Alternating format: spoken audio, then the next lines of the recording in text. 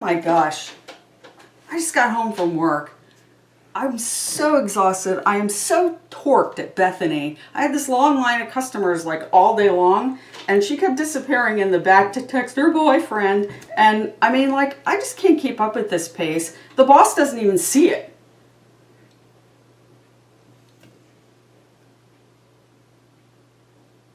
Did you feed the dog?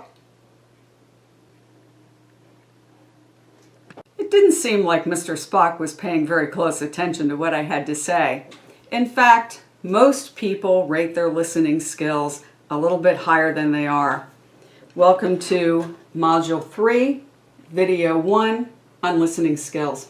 In the next several videos, we're going to talk about things like facts related to listening skills, poor listening skills, something called thinking versus feeling orientation, and then finally, I'll give you some tips for how to be a better listener. Most of us pick up our listening skills from our family, and as I said, most of us rate ourselves slightly higher than we really are. A couple of years ago, I did a workshop for, I think, 5 other couples, and my husband and I had them fill out a little questionnaire, and I had them rate themselves on listening on a scale of 1 to 5, and then rate their spouses on a scale of 1 to 5. And not surprisingly, almost everybody rated themselves 1 point higher than they did their spouse. This is actually in keeping with other research that I've read about listening. Most of us have never had any kind of formal listening skills training. The closest you ever got was when your mom said, "Pay attention," or maybe you heard that from a professor. Well, let's talk about some of the poor listening habits we've picked up through the years. One of the biggest ones that bothers people is self-centeredness. I'd like you to imagine this. The love of your life just broke your heart.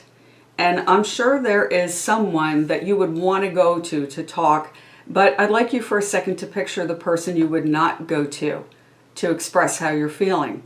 Think about what that person does that irritates you so much in terms of listening. I'm guessing one of the first things you would think of is self-centeredness.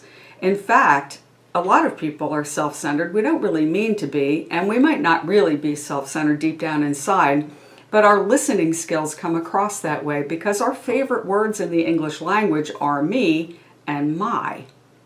So think about your own listening skills for a second. When someone comes to you with a problem, instead of saying, "Well, what do you mean? What happened?" do you say instead, "Oh, that happened to me one time," and start talking about yourself? If you do, chances are you're not the person this person is going to go to when someone breaks their heart. Another poor listening skill is giving into distractions. You know what the biggest one is today. I know many of you would complain about your friends who just sit there on their phones like this when you're trying to talk to them.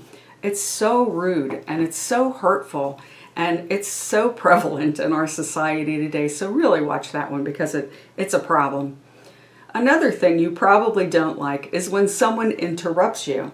Now, Americans are kind of an interruptive society. For us, it's somewhat normal. So some of you, it might not bother you, but if you could picture yourself sitting around with your friends and family, maybe eating dinner or something like that, how long of a period goes by before somebody interrupts somebody else?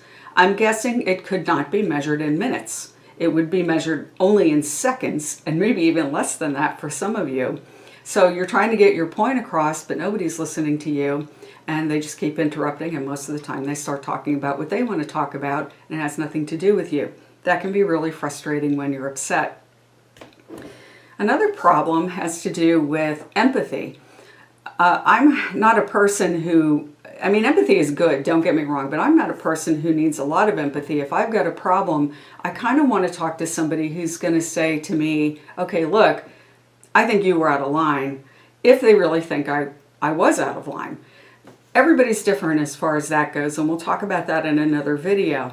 But there's such a thing as being not empathetic enough, and certainly you can be a little too empathetic where you read too much emotion into what the person is saying, and that's equally frustrating.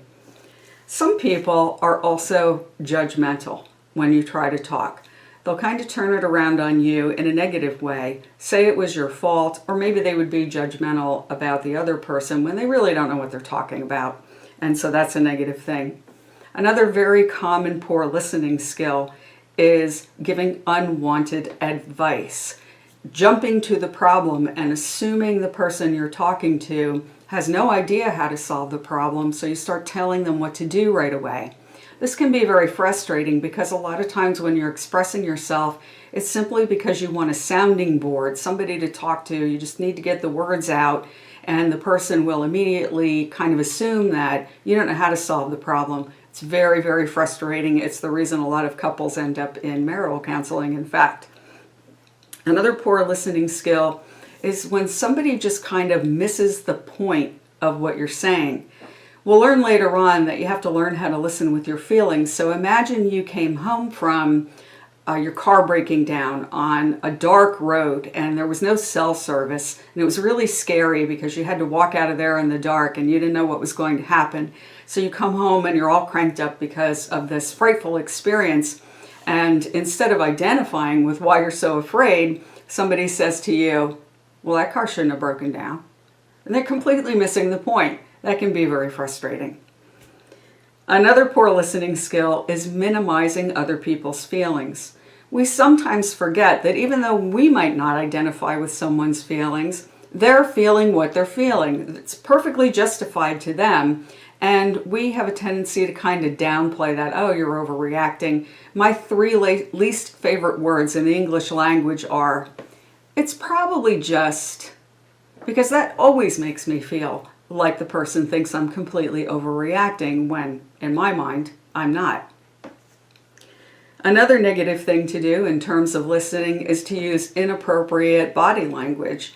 When someone's listening, we expect them to be looking at us, maybe nodding their head a little bit, using appropriate expressions. But if someone is just looking away, or maybe like, you're trying to talk and they're like, that makes us feel very hopeless in conversations, that they're not really processing what they're saying. We have a friend who is very bad about this. Usually when I'm around her, we're in a group situation and she'll talk for a while and I'll kind of hang on her every word, and then I'll say something about the topic she's talking about and she will immediately start to go like this.